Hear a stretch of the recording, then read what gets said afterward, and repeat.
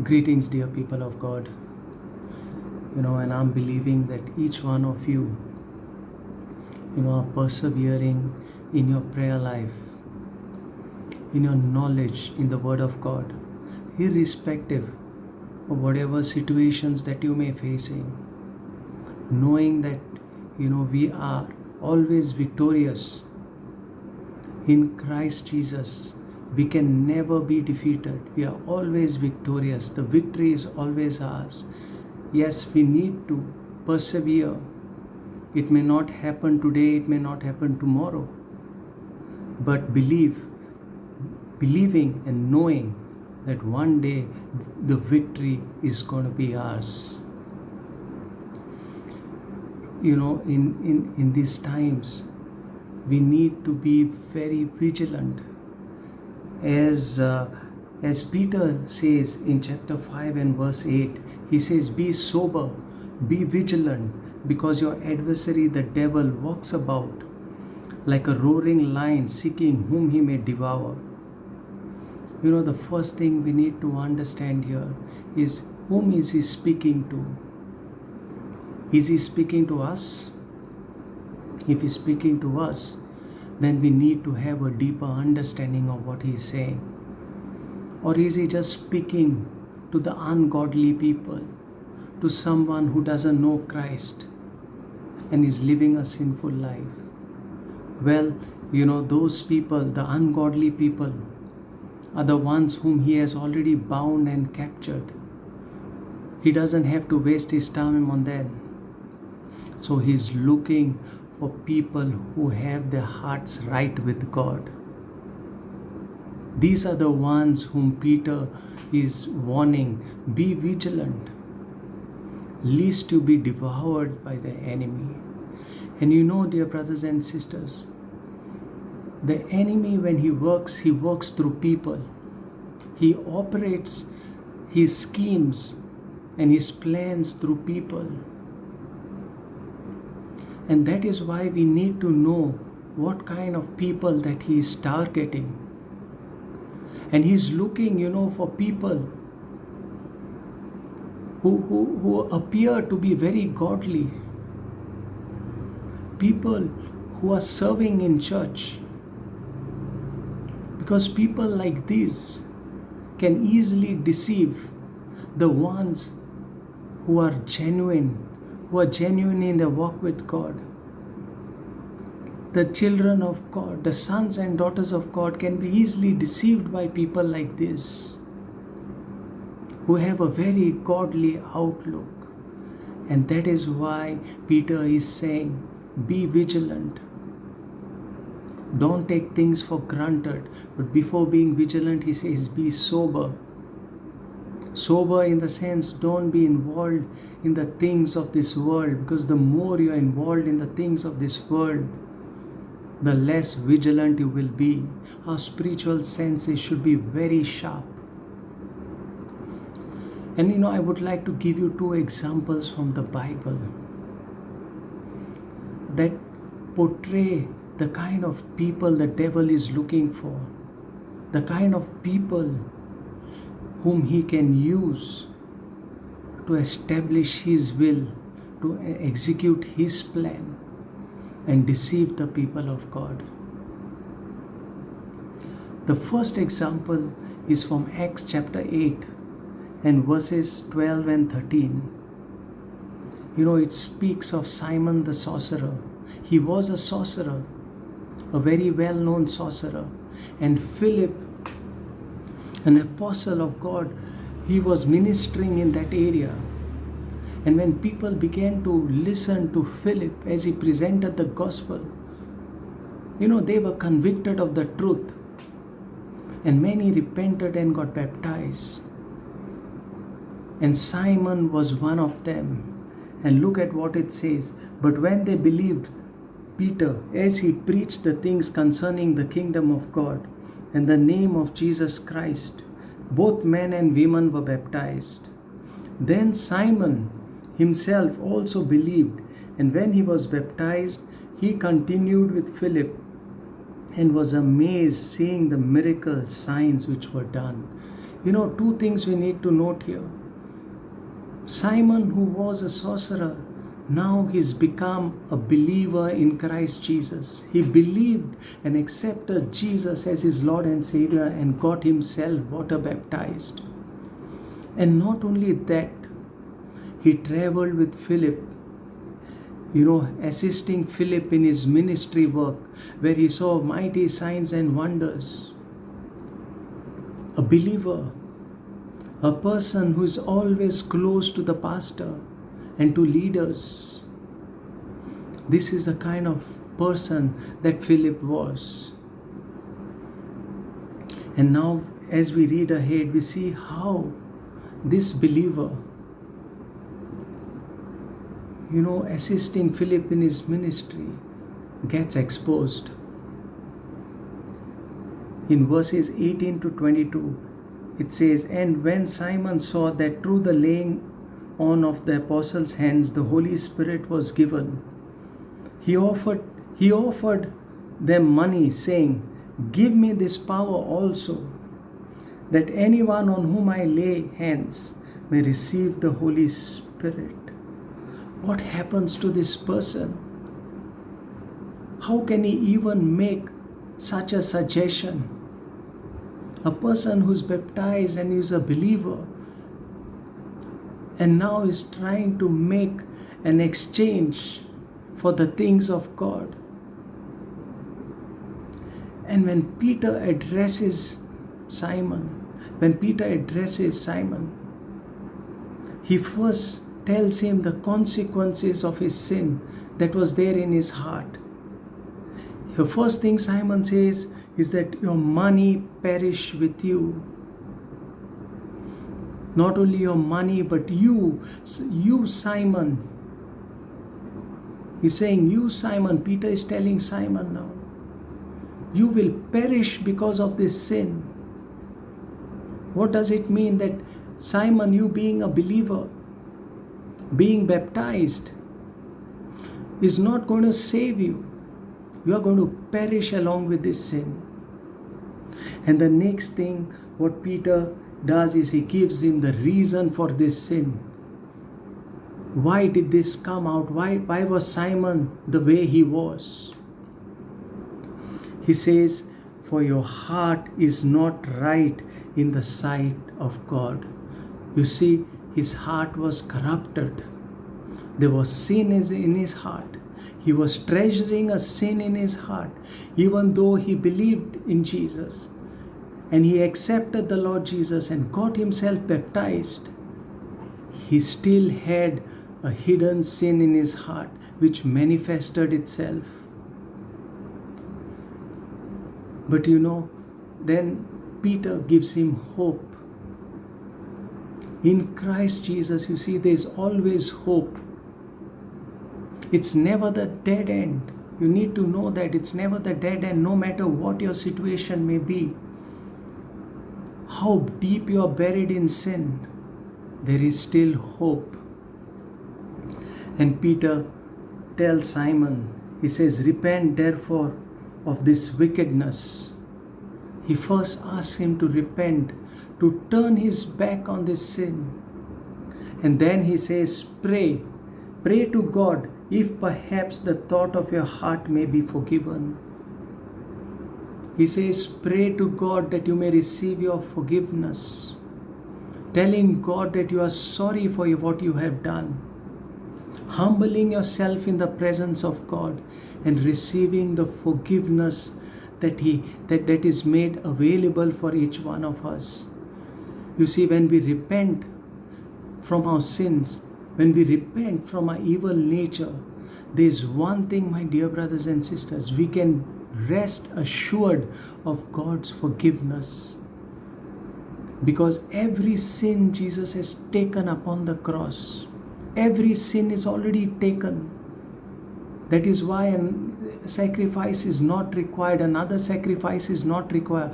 On that one sacrifice, on that cross on Calvary, when Jesus died on that cross, every sin he took upon himself, and once for all he dealt with sin.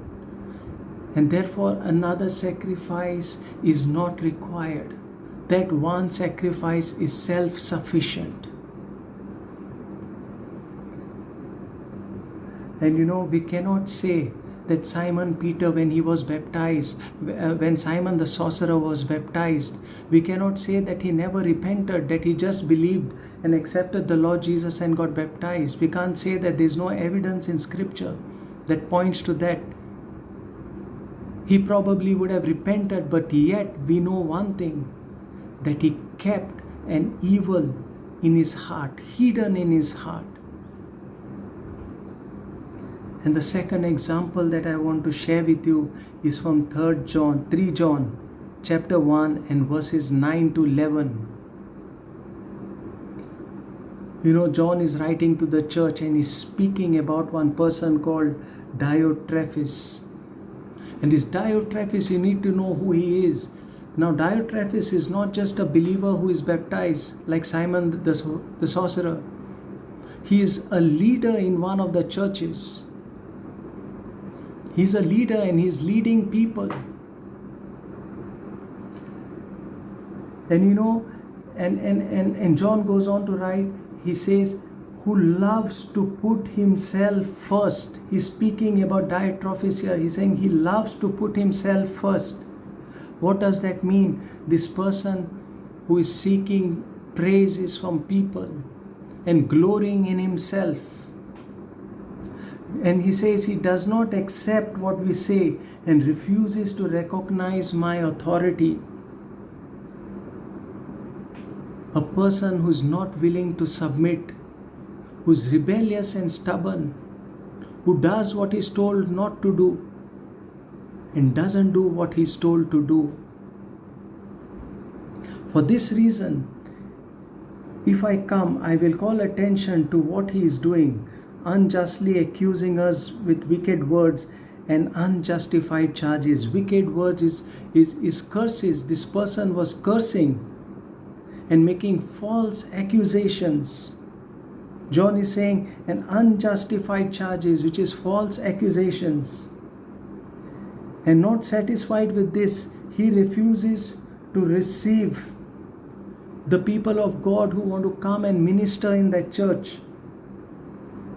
And not only that, he prevents people who welcome the men of God into the church to an extent where he throws these people out from church or convinces them to leave the church. Another attribute of causing division. People like this, who have this corrupted heart, who have attitudes like this, like Diotrephes, Simon the sorcerer, become agents of the enemy. These are the kind of people whom Satan is looking for to deceive and execute his plan and deceive the people of God, the children of God. In 2 Peter chapter 3 and verse 9, listen to what the Lord is saying here. He says, the Lord is not slack concerning his promise, as some count slackness, but is long-suffering towards us, not willing that any should perish, but that all should come to repentance. God here is expressing his ardent desire that nobody should perish, but all should come to repentance and be saved. And another thing I want you to note here, what Peter says here, but is long suffering towards us. Why am I stressing on this long suffering towards us? Because Peter is including himself. So he's speaking to believers that even though we are believers, we need to look, evaluate ourselves. And if there's anything that's not right in our lives, if there's anything not right in us, God is calling us to repent. There's something I want you to note here. Here God is expressing his desire. You could say, why didn't God just make that His will, that nobody should perish and therefore nobody will perish and all would have eternal life? Why didn't God make it His will? Let me give you an answer from the scripture. If you look in Deuteronomy chapter 13 and verse 15, He says, "See, I have set before you today life and good, death and evil." God gives us the prerogative to choose. He lets us choose. Why He lets us choose and not impose upon us? Because He is a God of love. He is a God who's looking for relationship. In love, you don't impose anything on anyone. You need to choose Him. Adam and Eve were given a choice and they chose to do wrong. God could have easily protected that tree with His angels. But He had to give them a choice so that they could willingly choose Him and He could have a relationship with them. You know, the reason for this message, if I should say, the two main points that we need to take home from this message is, first, is we need to evaluate our lives. And from these two examples of Simon the sorcerer, how he kept that hidden sin in him, even though he was baptized and became a believer and traveled with Philip on ministry, how much Philip would have shared with him, he still kept something hidden in his heart, which one day got exposed. And it got exposed because God was merciful. God doesn't expose to condemn us and and make us a shameful spectacle of us. Jesus took all of the shame upon Himself. But that was a manifestation of God's mercy to expose Simon so that he could come to repentance and not perish. That is the first point, that we, you and me, we need to evaluate ourselves, internalize and check and look and ask God, just as David said, "Lord, search my heart, see if there is any evil in my heart." Lest we even have the attitudes like Diotrephes. We could be believers, professing Christians, serving in the church, but what is the point if we have the attitudes of Diotrephes and become like agents in the hands of the enemy? That's the first point. And the second, my dear brothers and sisters, is to be as Peter said in chapter 5 and verse 8. He says, "Be vigilant of people who have this kind of attitudes, who have hidden sins in them that manifest like how Diotrephes manifested, how Simon the sorcerer manifested. Be vigilant of people like this and be on guard." You know, my prayer is today that God may expose, show us, convict us of anything in our hearts that we have treasured, knowingly or unknowingly. And may He give each one of us the grace to come before His presence in repentance and humble ourselves before Him, before this great and mighty God, Creator of heaven and earth. He is the great I Am. He is a holy God, and He cannot stand the sight of evil. That we may humble ourselves before Him and confess and accept the wrong that we have done and be assured of His forgiveness, experience His forgiveness, His love and His mercy. The Bible says His mercies never end. They are everlasting. They are everlasting.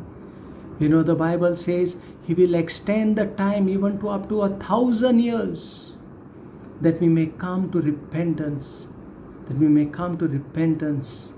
and not perish. God bless you all. Amen.